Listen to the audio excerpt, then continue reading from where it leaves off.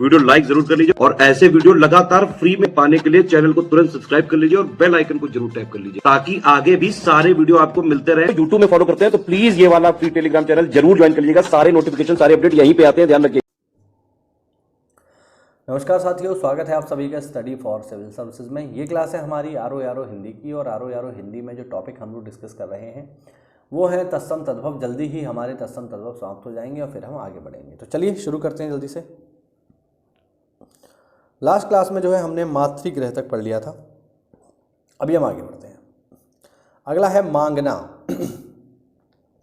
मांगना का तत्सम है साथियों मारगण, मारगण, ध्यान रखना। फिर है मिर्च, मिर्च का तत्सम है मरिच, मरिच। फिर है मिठाई, मिठाई का तत्सम है मिष्ट, मिष्ट। ठीक है, ठा नहीं है, टा है, ध्यान रखिएगा, उच्चारण पर विशेष ध्यान दें। फिर है मुआ, मुआ का तत्सम है मृत। फिर है मूछ, मूछ का जो तत्सम है वो है इश्मश्रु, इश्मश्रु। ये अर्थ होता है किसका? मूछ का। फिर है मोती, मोती का तत्सम होता है साथियों मौक्तिक। फिर है मोर, मोर का तत्सम है मुकुट। ठीक है, ध्यान रखना।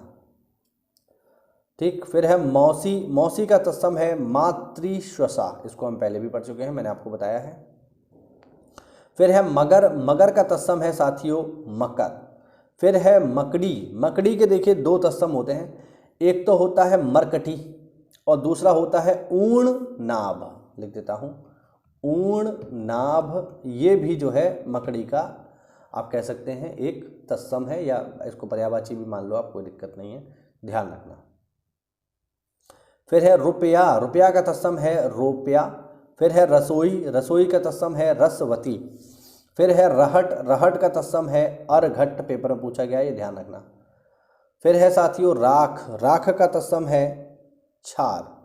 फिर है रानी, रानी का तत्सम है रागी। फिर है रास, रास का तत्सम है साथियों राशि। फिर है रीठा, रीठा का तत्सम है अरिष्ट। अरिष्ट से मुझे याद आया एक व्यक्ति जिनका नाम है अरिष्ट नेमी। आप लोग मुझे ज़रा कमेंट करके बताइए, दो चीज़ों के जवाब दीजिए। पहले तो आप मुझे ये बताइए कि ये किस संप्रदाय से जुड़े हैं। अरिष्ट नेमी किस संप्रदाय से हैं? जैन हैं, बौद्ध हैं, वैष्णव हैं, शैव हैं, कौन है ये? और दूसरा आप मुझे आंसर ये करिए कि अरिष्ट नेमी किसके समकालीन माने जाते हैं? भगवान राम के, भगवान कृष्ण के, बुद्ध के, महावीर के, किसके समकालीन माने जाते हैं अरिष्ट नेमी? चलिए देखते हैं कितने लोगों को इसका आंसर पता है। अगला है रीस, रीस का जो तत्सम है वो है ईर्ष्या। ईर्ष्या की देखिए वर्तनी आप विशेष रूप से देख लो, इसी तरीके से ही इसको लिखा जाता है ईर्ष्या। ऐसे ही लिखेंगे इसको, दो मात्राएं दोनों पे चढ़ेंगी, आपको पता होना चाहिए भाई। फिर है रैन, रैन का तत्सम है रजनी।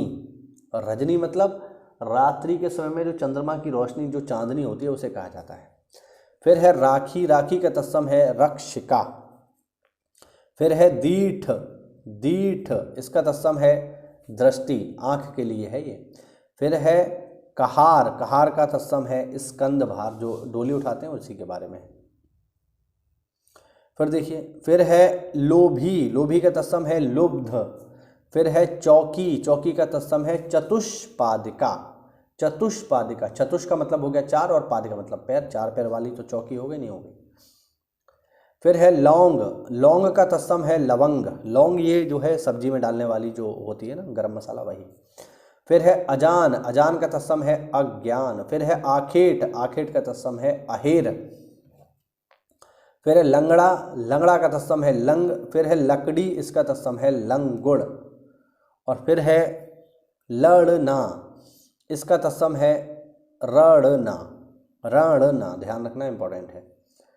फिर है लाठी, लाठी का तत्सम है लगुड़ यस्ती। ठीक है, इसको मैंने प्लस क्यों लगाया है? तो दो सेंस में है। लाठी किसकी होती है? हमेशा लकड़ी की, तो एक हमने जोड़ दिया लकड़ी का। और यष्टि का मतलब एक प्रकार से होगा डंडा, है ना। डंडा भी जो है सामान्य रूप से लकड़ी का ही होता है, बट डंडा लोहे का भी हो सकता है। लेकिन अगर हमने स्पेशली बोल दिया ये लाठी है, तो लाठी फिर हमेशा लकड़ी की ही होगी। लाठी कभी भी लोहे की नहीं हो सकती है, लाठी का सेंस हमेशा लकड़ी में ही लगता है। डंडा तो लोहे का भी हो सकता है, स्टील का भी हो सकता है, ठीक है। लेकिन अगर आपने लाठी कह दिया तो वो लकड़ी की ही होगी, इस वजह से इन दोनों को मैंने मिला के लिखा है। आगे देखो लहसुन, लहसुन का जो तत्सम है वो है लशुन। फिर है शीशम, शीशम का तत्सम है शिशंपा। फिर है सांड, फिर है साथियों सांड, सांड का तत्सम है षंड। फिर है सेठ, सेठ का तत्सम है श्रेष्ठी। फिर है साथियों सुहाग, सुहाग का तत्सम है सौभाग्य। फिर है साईं, साईं का तत्सम होता है साथियों स्वामी।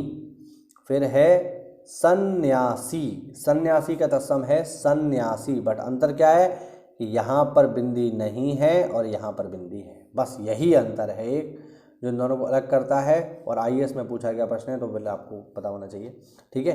दूसरा, ये सन्यासी की गलत वर्तनी भी है, ये भी ध्यान रखना, सन्यासी की सही वर्तनी यही होती है। लेकिन अगर सन्यासी का तद्भव पूछा तो फिर यही बताना है, ध्यान रखना, गलत वर्तनी ही बतानी पड़ेगी फिर आपको अगर सन्यासी का तद्भव पूछता है, क्योंकि सन्यासी का तद्भव यही होता है। अगर सन्यासी का तत्सम पूछेगा तो ऊपर बिंदी लगा देना, और तद्भव पूछता है तो बिंदी हटा देना, इस चीज़ को ध्यान रखना, ठीक है। चलिए, ये हुआ आज का हमारा वीडियो साथियों। उम्मीद करता हूँ आपको नए शब्द इसमें मिले होंगे। तो ऐसा है तो वीडियो को लाइक करिए, चैनल को सब्सक्राइब करिए। मिलते हैं अगली क्लास में, तब तक के लिए जय हिंद, जय भारत, वंदे मातरम।